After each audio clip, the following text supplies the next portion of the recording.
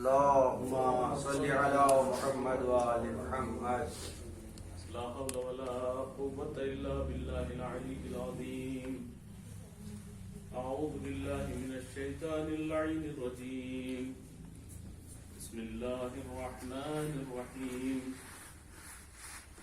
الحمد لله الذي جعل الحمد مفتاحا لذكره وسببا للمزيد من فضله ودليلا على آلائه وعظمته، ثم الصلاة والسلام على أشرف بريته حافظ سره ومبلغ رسالاته وأمين وحيه أبي القاسم المصطفى محمد. اللهم صل على محمد وآل محمد وآله الطيبين الطاهرين المعصومين المظلومين سيما بقية الله في الأرضين. أما بعد، فقد قال الحكيم في محكم كتابه ومتقن خطابه. بسم الله الرحمن الرحيم. قل إنما أعظكم بواحدة أن تقوموا لله مثنى وفرادا ثم تتفكروا ما بصاحبكم من جنة. وقال حجة بن الحسن العسكري: إن في ابنة رسول الله أسوة. اللهم صل على محمد وآل محمد. محترم اور معزز حاضرین، چند باتیں بارگاہ سیدہ کائنات میں عقیدت کے کچھ الفاظ، ٹوٹے ٹوٹے الفاظ اپنی طرف سے بھی اور آپ مومنین کی طرف سے، اور ہم کوشش کریں گے کہ جو آیت میں نے تلاوت کی سورہ سبا کی 46 نمبر یہ آیت ہے، اور ایک حدیث میں نے امام زمانہ حضرت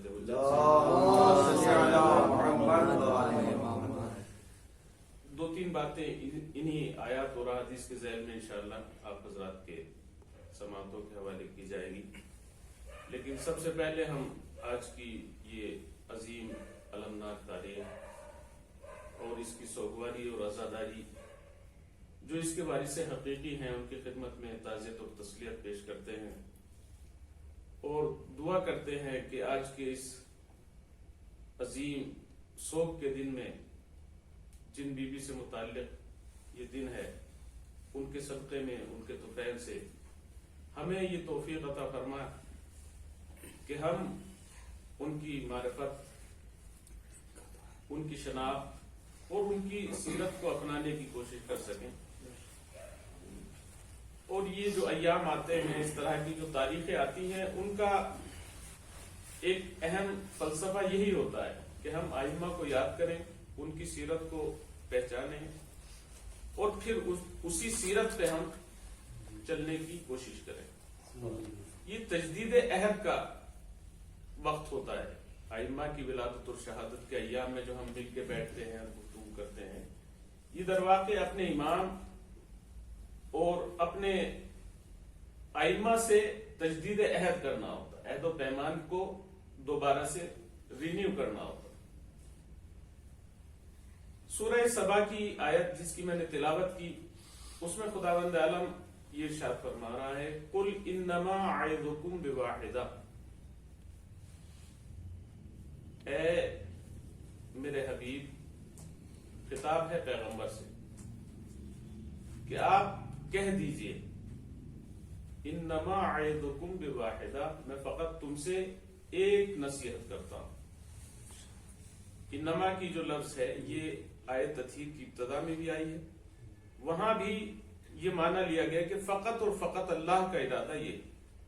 اسی طریقے سے اس آیت کی ابتدا میں بھی یہ لفظ استعمال ہوئی ہے، اور یہاں بھی یہ کہا جا رہا ہے کہ فقط اور فقط اللہ جو ہے وہ یہ کہہ رہا ہے، وہ یہ باز کر رہا ہے، وہ یہ نصیحت کر رہا ہے کہ فقط ایک نصیحت تمہیں کر رہا ہے.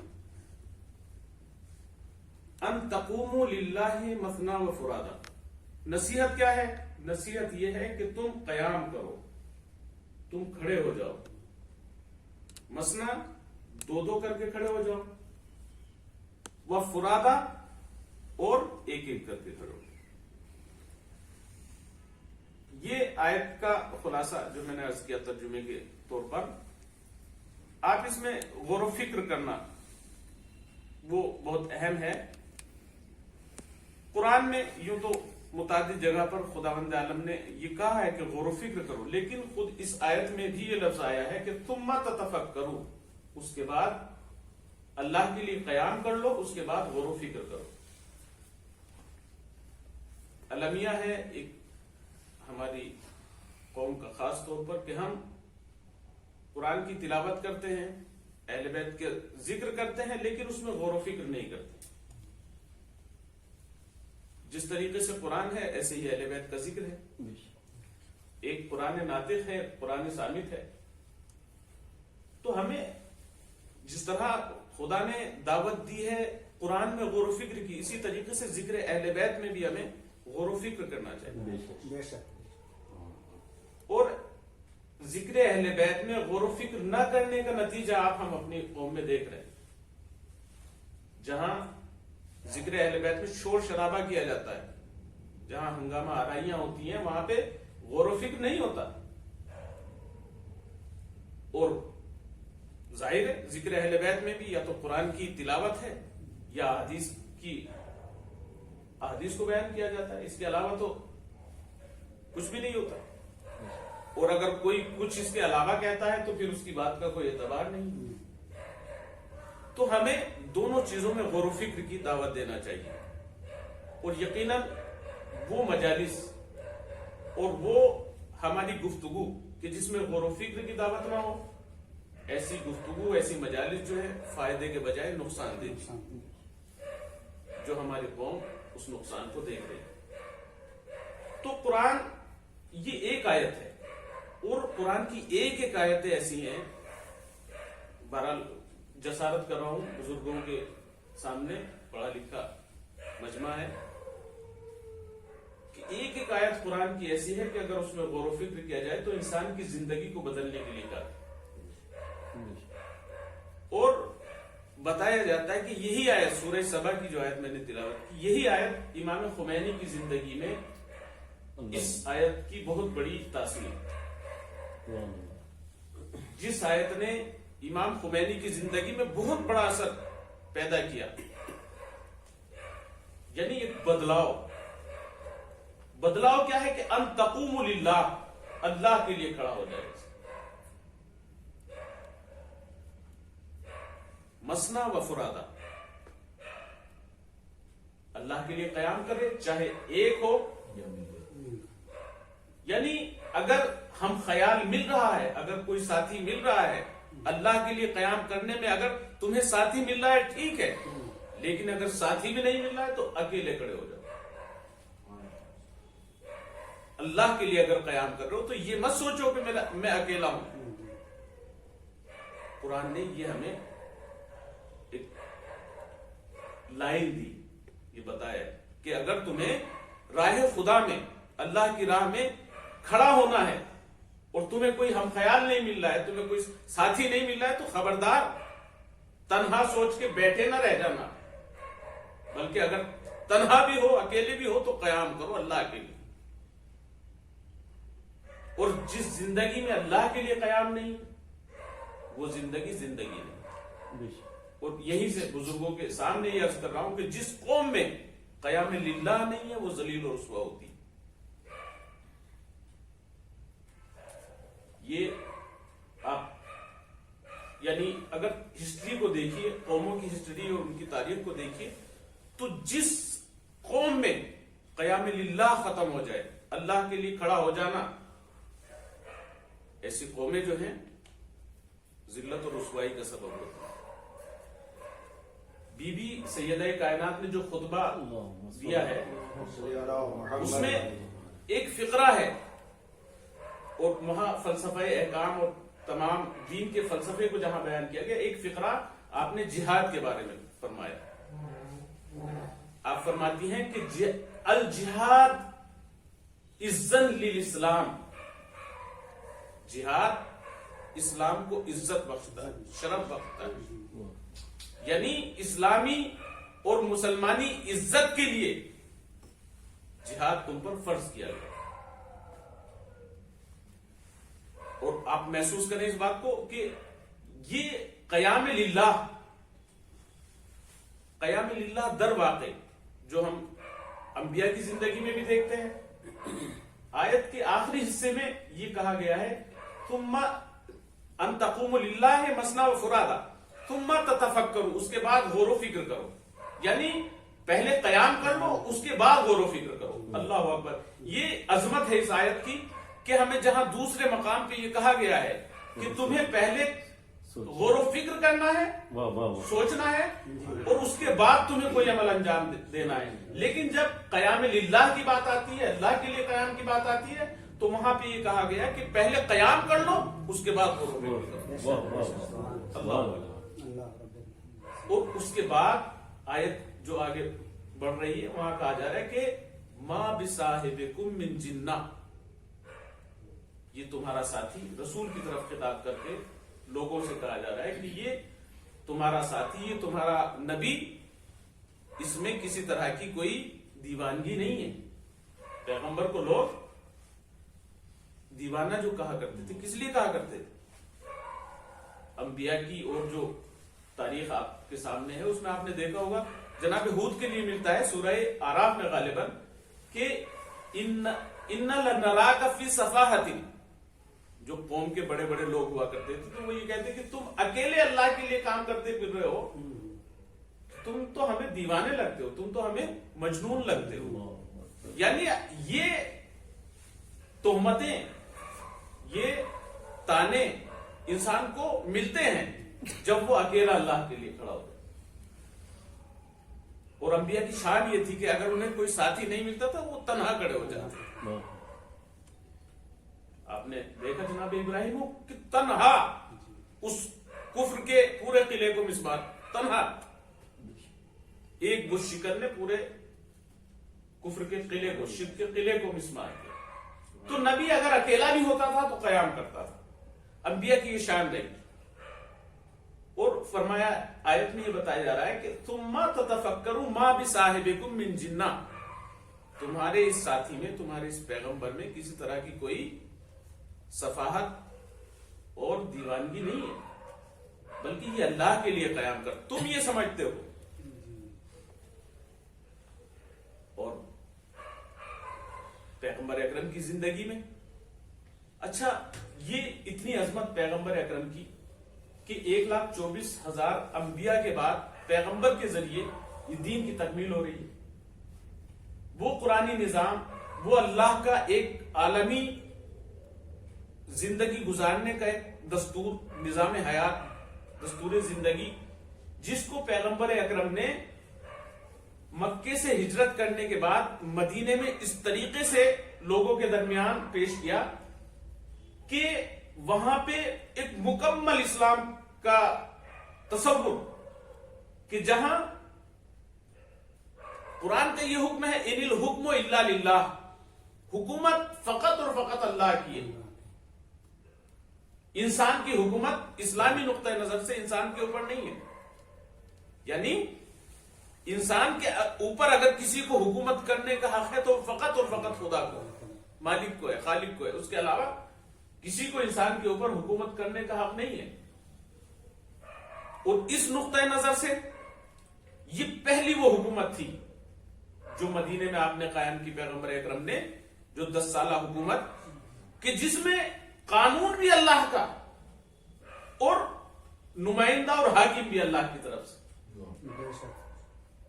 اور یہ 10 سال وہ حکم، اگرچہ وہ ابتدا میں، لیکن کسی بھی قیمتی چیز کو حاصل کرنے کے لیے اس کی قیمت چکانا پڑتی. یعنی یہ عظیم سسٹم، یہ عظیم نظام جو پیغمبر اکرم نے اپنا 10 سالہ زندگی میں مدینے میں اپلائی کیا تھا، اس کو عالم اسلام تک اور پوری کائنات تک پہنچانے کے لیے پیغمبر کو ان 10 سالہ زندگی میں 80 کے قریب چھوٹی بڑی جنگیں لڑنا پڑی. یہ فقط 10 سال کے عرصے میں 80 کے قریب اس سسٹم کو، اس نظام کو پیش کرنے کے لیے پیغمبر کو ان سے مقابلہ کرنا پڑا. اچھا مکے میں جب تک مکے میں تھے ہجرت نہیں کی تھی تب تک ستایا ضرور گیا, پیغمبر کو تکلیفیں ضرور دی گئی, لیکن وہ سسٹم اور وہ نظام جو پیغمبر نے مدینے میں اپلائی کیا, لاگو کیا, وہاں پہ باقاعدہ آپ کو جنگیں کرنا پڑی. اور اس وقت بھی پیغمبر تنہا کھڑے تھے, قوم للہ کا حقیقی مصداق. اچھا بات شاید طولانی نہ ہو جائے, بہرحال میں مختصر کر رہا ہوں کہ پیغمبر نے اللہ کے لیے قیام کیا, اور 10 سال کے اس عرصے میں پیغمبر نے 80 کے قریب چھوٹی بڑی جنگیں جو ساری ملائی جاتی ہیں ان سے پیغمبر نے مقابلہ کیا. اور سورہ جمعہ کی غالباً آخری آیت میں آپ پڑھتے ہیں کہ اذا راؤ تجارتن او لہون انفضوا حولک, کہ جب یہ آپ کے ساتھی, آپ کے آس پاس والے جن کو ہم اصحاب کے نام سے جانتے ہیں, قرآن یہ کہہ رہا ہے سورہ جمعہ کی آخری آیت میں فرما رہا ہے کہ ان کی کیفیت یہ تھی کہ جب یہ کوئی قافلہ دیکھتے تھے تجارت کا, یہ کوئی لہو و لعب کی کوئی محفل دیکھ لیتے تھے تو یہ تمہیں تنہا کھڑے چھوڑ کر چلے جایا کرتے. اذا راؤ تجارتن او لہون انفضوا من حولک وترکوک قائما, اور تمہیں تنہا قیام کی حالت میں چھوڑ جایا کرتے. یعنی پیغمبر کو ان حالات سے گزرنا پڑا کہ جو اپنے بھی تھے, جو اپنے پاس بھی تھے, وہ بھی کبھی کبھی پیغمبر کو تنہا چھوڑ کے چلے. اس سورہ جمعہ کی آیت پہ بھی انشاءاللہ حضرات اس کو غور سے دیکھیں. اور پھر وہی حالات, اچھا اس آیت کو ہم پیغمبر کے زمانے سے ملا کے دیکھتے ہیں کہ حالات یہ تھے کہ پیغمبر کو لوگ تنہا چھوڑ کے چلے جایا کرتے. ترکوک قائما, ہمارے زمانے کے امام کا بھی ایک لقب کیا ہے, قائم. اللہم صلی علی محمد وآل محمد.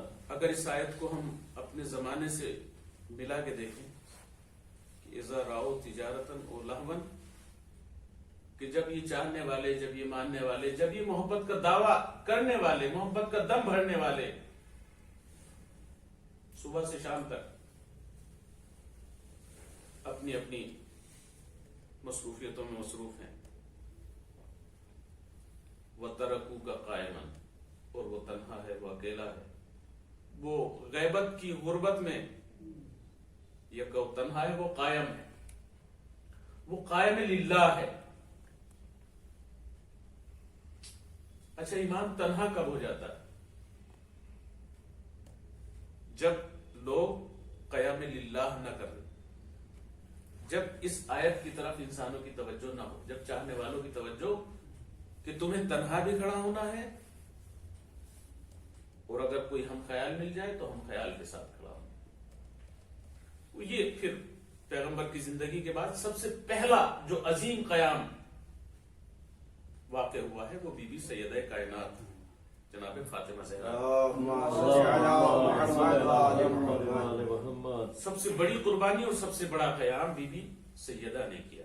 کس لیے کیا کہ پیغمبر اکرم نے جو وہ نظام قائم کیا تھا اپنا 10 سالہ زندگی میں مدینے میں, اس نظام کو اس کے اصل مقصد سے ہٹا دیا گیا.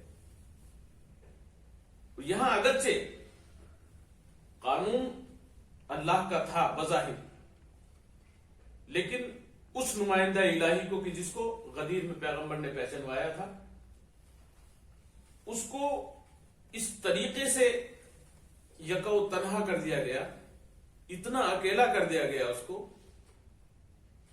آپ کو معلوم ہے بی بی سیدہ کائنات پیغمبر کی آنکھ بند ہوتے ہی کفن و دفن کے بعد بی بی سیدہ کائنات نے مدینے کے ہر ایک دروازے پر جا کر دق الباب کر کے ہر ایک دروازے کو کھٹکھٹا کے لوگوں سے کہا ہے کہ آؤ اور آ کے گواہی دو.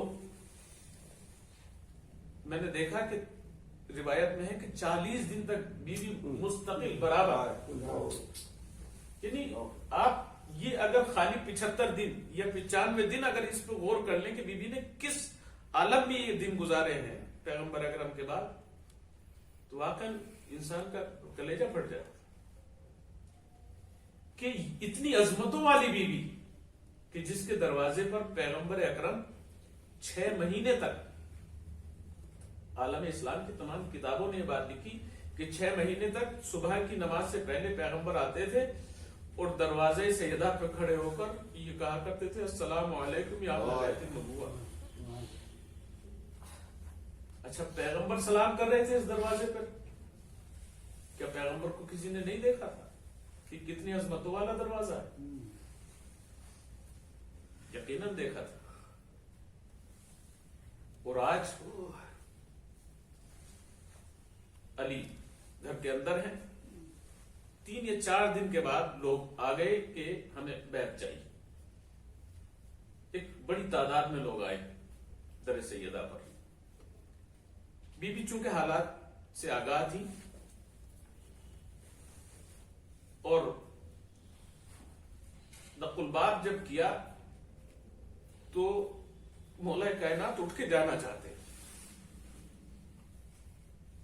لیکن جناب سیدہ نے مولا کائنات کے شانے پہ ہاتھ رکھا اور کہا علی اب آپ نہیں کھڑے ہوں گے، اب سیدہ جائے. آپ محسوس کر سکتے ہیں کہ جب انسان یہ دیکھ رہا ہے کہ دروازے پہ دشمن ہے،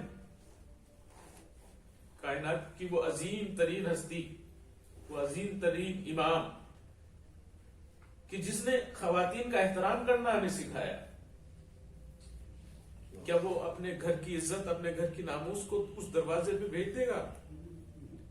خدا کی قسم کیسا امتحان تھا علی کا. اور یقیناً اگر وصیت پیغمبر نہ ہوتی تو علی شاید کبھی یہ گوارا نہ کرتے. سیدہ نے علی کو تو بٹھا دیا اور پھر دروازے کے پیچھے گئی. بہرحال وہ حالات، وہ واقعات آئے کہ دروازے کو جلایا گیا.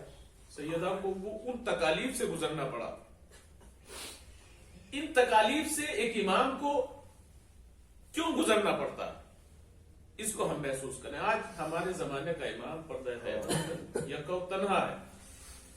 امام تنہا کیوں ہوتا ہے؟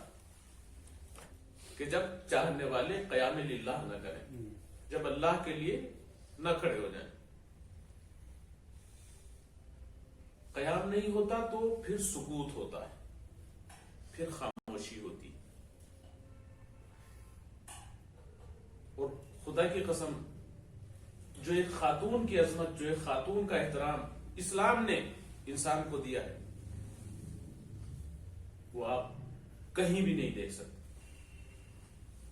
آپ ہسٹری دیکھیے اور اس کے بعد پیغمبر اکرم کی زندگی میں دیکھیے. بی بی خدیجہ جناب سیدہ کہ بیٹی خود وہ کردار پیش کر رہی ہے کہ باپ اس کو ام ابیہا کہنے پہ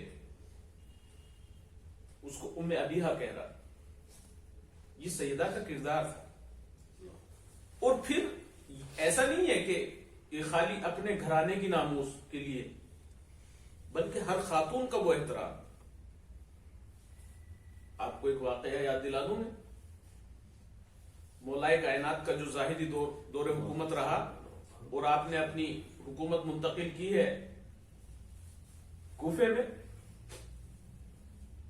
وہاں چونکہ امیر شام اس نے آپ کی حکومت کو تسلیم نہیں کیا اور یہ مسلسل بغاوت پہ، جبکہ امام کا گورنر تھا اور امام نے اس کو معزول بھی کیا تھا، لیکن اس نے معزولیت تسلیم نہیں کی. اس کے باوجود جو ہے امام کے مقابلے پہ رہا. اس نے ایک زمانے میں عراق کے جو سرحدی علاقے ہیں، خاص طور پر بتایا جاتا ہے نہج البلاغہ میں جو اشارہ ہوا ہے وہ شہر انبار کے واقعے کو بیان کیا گیا کہ شہر انبار جو عراق کا شہر تھا، وہاں پہ امیر شام کے دہشت گردوں نے لوٹ مار مچائی، لوگوں کو ستایا، بے جا ظلم کیے. اور وہاں امام کو خبر یہ پہنچی کہ ایک مسیحی خاتون کے پیر سے پازیب چھین کر وہ لوگ لے کر گئے. جہاں اور ظلم و ستم کیے، وہاں ایک خبر یہ بھی پہنچی کہ ایک مسیحی خاتون کے پیروں سے وہ جو دہشت گرد امیر شام کہ آئے تھے، انہوں نے یہ ظلم بھی کیا کہ ایک خاتون پہ انہوں نے توہین آمیز نگاہ ڈالی، اگرچہ وہ اسلام سے تعلق نہیں رکھتی ہے، مسیحی خاتون ہے، لیکن امام کا دل ایک خاتون کے لیے کتنا تڑپ رہا ہے. آپ وہ خطبہ آپ پڑھیے، نہج البلاغہ میں موجود ہے. آپ فرماتے ہیں کہ اس خبر کو سننے کے بعد اگر ایک صاحب ایمان یعنی مر جائے اس غم میں تو اس کے لیے سزاوار ہے. ایک خاتون کی عظمت، اگرچہ وہ مسلمان بھی نہیں ہے، صاحب ایمان بھی نہیں ہے، لیکن اس کے باوجود ایک خاتون کی عظمت امام بتانا چاہ رہے ہیں، بیان کرنا چاہیے. واقعی یہ اس طرح کے معارف ہیں کہ اگر اس کو ہم صحیح معنی میں تصور کر لیں تو یہ جھوٹے نعرے دینے والے، جیسے آج کل کہا جاتا ہے کہ پڑھائیے اور بچائیے، یہ جھوٹے نعرے دینے والے لوگ اس امام نے اس وقت 1400 سال پہلے اور پھر آج تک اس کی مثالیں جو ہیں، یہ مگر کہاں ملیں گی یہ مثالیں؟ سیدہ کے گھرانے کے علاوہ کہیں ملیں گی؟ اور بالکل اسی سے متصل ایک واقعہ میں نے ابھی اچانک میرے ساتھ میں آیا. عراق کا شہر بیجی، وہاں مسیحی آباد ہیں زیادہ تر، اور جب داعش نے اس شہر پہ قبضہ کر لیا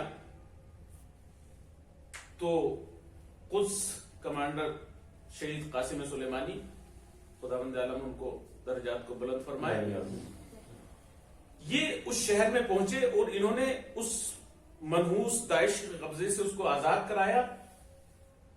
تو ان حالات کو دیکھنے کے بعد ایک مسیحی خاتون کا اس کے دل کے یہ جذبات ہیں، اس نے ایک چرچ کی دیوار پہ ایک فقرہ لکھا، اور فقرہ یہ تھا، وہ لکھتی ہے کہ اے مریم مقدس، اب آپ آرام کی چین کی نیند سونا، کیونکہ اب زہرا کے لاڈلے آ چکے ہیں، اب کسی عیسیٰ کو سولی نہیں دی جائے. یعنی اگر آج بھی اس راستے پر، اس قیام للہ کے راستے پر اگر انسان قائم ہو جائے، اگر کھڑا ہو جائے، تو پھر اپنی ناموس کو نہیں بلکہ غیروں کی ناموس کو بھی محفوظ کر سکتا ہے. خدا کی قسم یہ پیغام ہے ہمارے لیے، یہ ہمارے لیے سبق ہے کہ اتنی عظیم الشان ہستیاں ہمارے سامنے جنہوں نے ہمیں اتنے عظیم پیغام دیے. آج ظلم و جور سے انسان، یہ پوری کائنات کیوں بھری ہے؟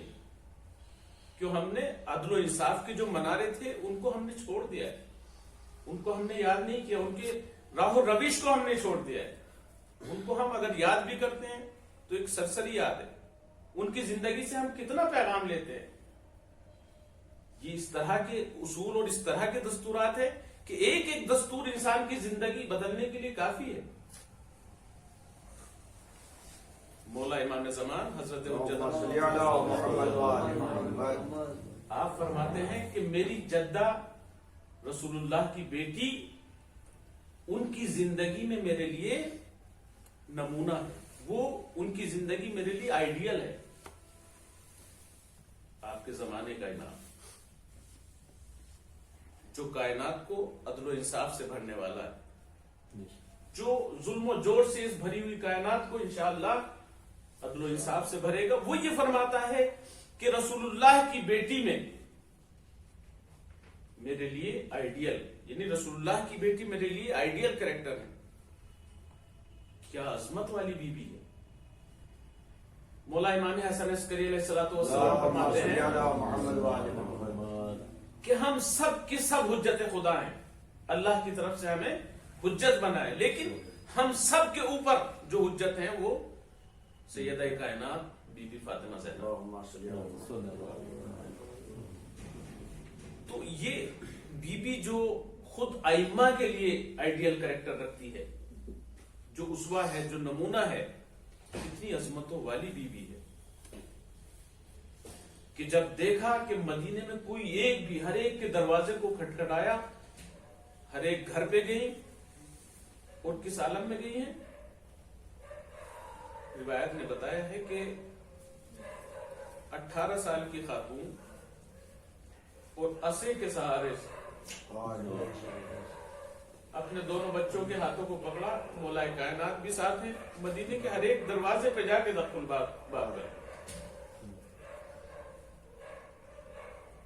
جب علی نے خبر شہادت جناب سیدہ سنی ہے مسجد میں تو علی بیٹھ گئے،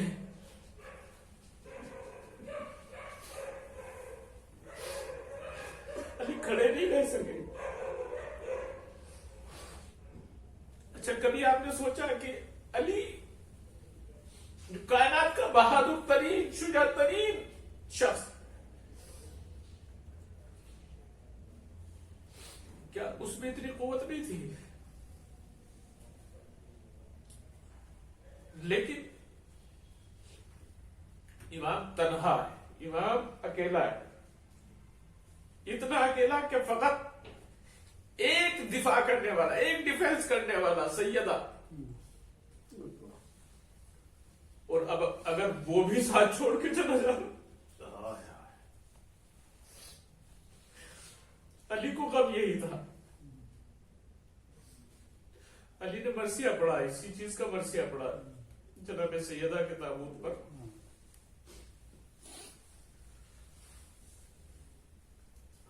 اور کیسی تنہائی ہے۔ امام اسی وقت اکیلا ہوتا، اسی وقت تنہا ہو جاتا ہے کہ جب چاہنے والے قیام للہ کو ترک کر دیں، چاہنے والے خام، ورنہ آنے والے کوئی اتنے بہادر نہیں تھے، وہ اتنے شجاع نہیں تھے۔ شجاع اس لیے ہو گئے تھے کہ چونکہ مدینے کے اور دوسرے لوگ خاموش ہو گئے، مدینے کے دوسرے لوگوں پہ سکوت طاری ہو گیا تھا، اور جہاں سکوت طاری ہو جاتا ہے پھر وہاں ظالم کو سر اٹھانے کا موقع ملتا ہے۔ ظالم قوی اور مضبوط اس لیے ہو جاتا ہے کہ ساکت رہنے والوں کی، خاموش رہنے والوں کی تعداد بڑھ جاتی ہے، اور جہاں قیام للہ نہیں ہوتا وہاں سکوت ہوتا ہے۔ بالکل ساکت لوگوں کا بالکل اسی طریقے سے کہ جیسے ظلم کرنے والا ظالم اس چکی کے مانند ہوتا ہے کہ ایک چکی کا پارٹ وہ بظاہر چل نہیں رہا ہوتا ہے، وہ اپنی جگہ رہتا ہے، لیکن ایک دوسرا والا پارٹ جو ہے وہ اپنا پورا کام کر رہا ہوتا ہے۔ تو ایسا نہیں کہ اس دانے کے پیسنے میں اس نہ چلنے والے پارٹ کا کوئی رول نہ ہو، اس کا بھی برابر کردار ہوتا ہے۔ تو سیدہ پہ، مولا کائنات پہ جو اتنے ظلم ہوئے، اس کی وجہ ظالموں کا شجاع ہونا، ان کا طاقتور ہونا یا ان کا کثیر تعداد میں ہونا نہیں ہے، بلکہ وجہ یہ تھی کہ لوگوں نے قیام للہ کو چھوڑ دیا تھا۔ آج بھی خدا کی قسم یہ پیغام ہے ہمارے لیے کہ آج بھی اگر ہم قیام للہ کریں، اللہ کے لیے کھڑے ہو جائیں، تو پھر یہ ظلم و جور کی چکیاں یہ خود بخود، اور اسی وقت کا شاید وقت کے امام کو بھی انتظار کہ اگر چاہنے والے قیام للہ کریں تو پھر وہ امام قائم ہے جو پردے غیب ہے۔ یہ بی بی اس امام کے لیے اسوہ ہے، آئیڈیل ہے۔ وہ کس طریقے سے قیام کیا اس بی بی نے کہ ظالموں نے آ کے دروازہ کھٹکھٹایا ہے، بی بی نے علی کو بٹھا دیا کہ علی اب تم نہیں جاؤ گے، اب سیدہ جائے، اور بی بی نے پشت در پہ آ کے کہا، بتایا کہ میں سیدہ ہوں، تم جانتے ہو میں فاطمہ ہوں۔ اور میں نے پڑھا اس بات کو باقاعدہ کہ جب آنے والوں نے گھر کے اندر سے آواز سنی کہ میں فاطمہ ہوں، فاطمہ کی عظمت ایسی کوئی معمولی چیز نہیں، سب لوگ پہچانتے تھے فاطمہ کو، سب لوگوں نے دیکھا تھا، جو پیغمبر کے ساتھ آتے جاتے پیغمبر کو سلام کرتے ہوئے اس دروازے پہ دیکھ رہے تھے، وہ فاطمہ کی عظمت کو پہچانتے تھے۔ تو جب بی بی نے اندر سے کہا کہ میں سیدہ ہوں، میں فاطمہ ہوں، تو ایک بڑی تعداد ایسی تھی کہ جو چھوڑ کر چلے گئے تھے۔ یہ تاریخ کے وہ حقائق ہیں، یعنی اب بھی سیدہ کی عظمت کے اتنے کہ لوگ کہ ہم سیدہ کو کچھ نہیں کہہ سکتے. اور یہ تمام تاریخی حقائق ہیں کہ جب تک حضرت زہرا زندہ رہی تب تک مولا کائنات نے بیعت نہیں کی. یہ یعنی مخالفین نے بھی اس بات کو لکھا ہے. یہ سیدہ کی عظمت ہے. تو عظمت کو تو پہچانتے تھے لیکن وقت کے امام کے لیے قیام نہیں کیا. وقت کا امام تنہا ہو گیا. کچھ لوگ تو چلے گئے لیکن کچھ لوگ جنہوں نے یہ کہا کہ سیدہ علی کو باہر نکالو, ہم علی سے بیعت لینا چاہتے ہیں, تو وہ تنہا علی کی محافظ, یعنی امام اتنا تنہا ہے کہ آج ایک خاتون کو علی کی محافظت کرنا پڑ رہی ہے. اگر چاہنے والے مثلا وہی لوگ کہ جو واپس گئے تھے, اگر وہی لوگ دفاع کے لیے کھڑے ہو جاتے اور وہ یہ کہتے کہ ہم نے پیغمبر کو اس دروازے پہ سلام کرتے ہوئے دیکھا ہے, پیغمبر کی سنت کے تو قائل تھے, پیغمبر کی سنت پہ تو عمل کرنے والے تھے کہ ہم اس دروازے پر درود و سلام کے علاوہ کچھ نہیں دیکھ سکتے. اور یہ آپ نے اس سکوت کا, اس خاموشی کا پھر رزلٹ آپ دیکھیے کہ مدینہ جو 40 دن تک سیدہ کے دروازہ کھٹکھٹانے پر, روایت نے لکھا ہے کہ آخری وہ دروازہ کہ جہاں بی بی گئی ہیں اور بی بی نے مدد کا مطالبہ کیا ہے, وہ معاذ ابن جبل کا گھر تھا. معاذ ابن جبل کے گھر جا کر بی بی نے معاذ سے کہا کہ معاذ تم نے میرے بابا کے ہاتھوں پر اس لیے بیعت کی تھی کہ تم ان کی ذریت کی حمایت کرو گے, تم ان کی ذریت کی مدد کرو گے, نصرت کرو گے. آؤ معاذ میرا حق چھینا گیا ہے, آؤ معاذ جا کے ذرا گواہی تو دو. لیکن معاذ کہتے ہیں کہ جب کسی اور نے مدد نہیں کی ہے تو میں بھی تمہاری مدد نہیں کر سکتا. اللہ اکبر. اس طریقے سے امام تنہا ہو جاتا کہ انسان مصلحتوں کا شکار ہونے لگے. نہیں, خدا کی قسم, قرآن کی آیت یہ کہہ رہی کہ ان تقوموا للہ مثنی و فرادا, اگر کوئی تمہیں ساتھی بھی نہیں ملتا تم تنہا بھی کھڑے ہو جاؤ. یہ قرآن کا پیغام, اس آیت کا پیغام ہے. اور یہ عظیم آیت ہے جو انسان کی زندگی کو بدلنے کے لیے بہت بڑا کردار ادا کر سکتی ہے امام خمینی کی زندگی میں. بہرحال بس تمام ہو گئی گفتگو. آج کی شب نہایت دردناک شب ہے. آج کی شب امام زمانہ کو فرصت دینا ہے, ان کی جدہ مظلومہ کا فرصت دینا ہے. خاص طور پر جو ان کی ذریت سے ہے, جو مصداق کوثر یہاں پہ موجود ہیں, جو ان کی نسل پاک سے ہیں, ان کے لیے واقعہ اور بھی زیادہ دردناک ہے. ویسے تو وہ امت کی ماں ہے, جس طرح سے انا و علی ابوا ہذہ الامہ, علی اور پیغمبر اس امت کے باپ ہیں, اسی طریقے سے حقیقی معنی میں امت کی ماں سیدہ کائنات ہے. آج ایک ماں دنیا سے جا رہی, اولاد کو احساس یتیمی ہے.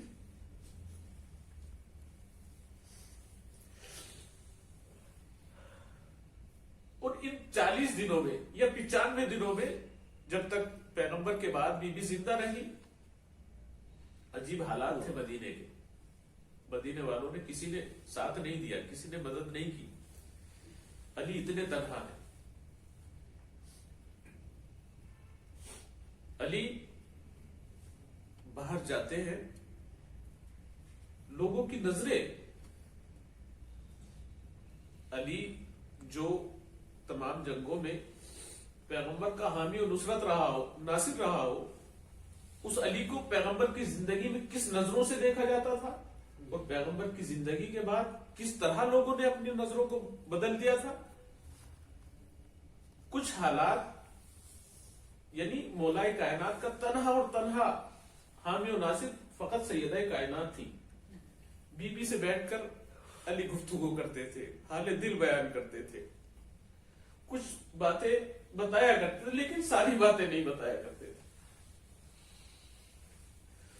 مدینے میں لوگ کس طریقے سے علی کے ساتھ پیش آتے تھے ساری چیزیں نہیں بیان کرتے تھے مولا کائنات.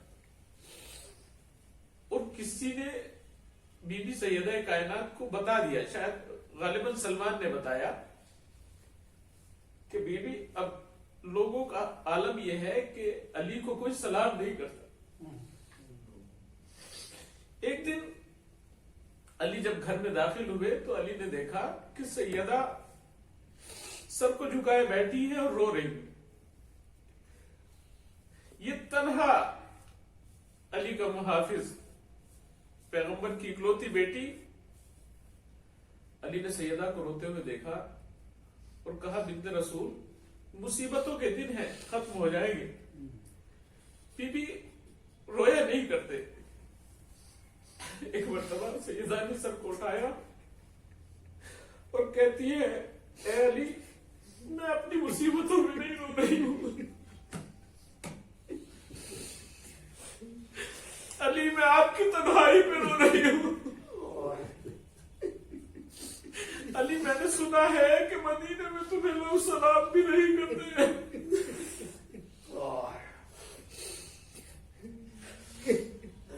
اور اسی طریقے سے سیدہ ہے کہ جس طریقے سے علی اپنے کچھ درد اپنے لیے باقی رکھتے ہیں, سب نہیں بتاتے, اسی طریقے سے سیدہ ہے. اس سیدہ کے کچھ درد ایسے تھے کہ جو زندگی میں علی ان کو محسوس نہ کر پائے. اور اس وقت کچھ ایک عقدہ کھلا کہ جب سیدہ کو علی نے غسل دیا بچوں کو یہ کہا تھا کہ بچوں آواز سے نہ رونا. ہمارے ایک ایرانی استاد نے بتایا کہ میں نے دیکھا کہ بچے چھوٹے چھوٹے تھے. آپ کو معلوم ہے امام حسن اور امام حسین کیوں 7 اور 8 سال کی ہے غالباً. جناب زینب ام کلثوم چھوٹی ہے. بچوں سے مولا کائنات نے یہ کہا تھا کہ تمہاری ماں کی یہ وصیت ہے کہ کسی کو جنازے میں شریک نہ ہونے دینا, بچوں آہستہ رونا.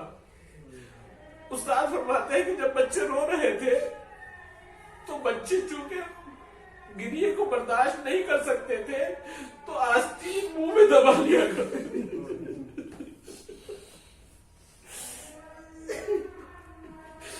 کس طریقے سے بچوں نے اپنے گریے کو دبایا. اور اس کے بعد سلمان کہتے ہیں کہ غسل کے دوران علی کی چیخ بلند ہوئی, ارے جس علی نے بچوں کو رونے سے منع کیا تھا.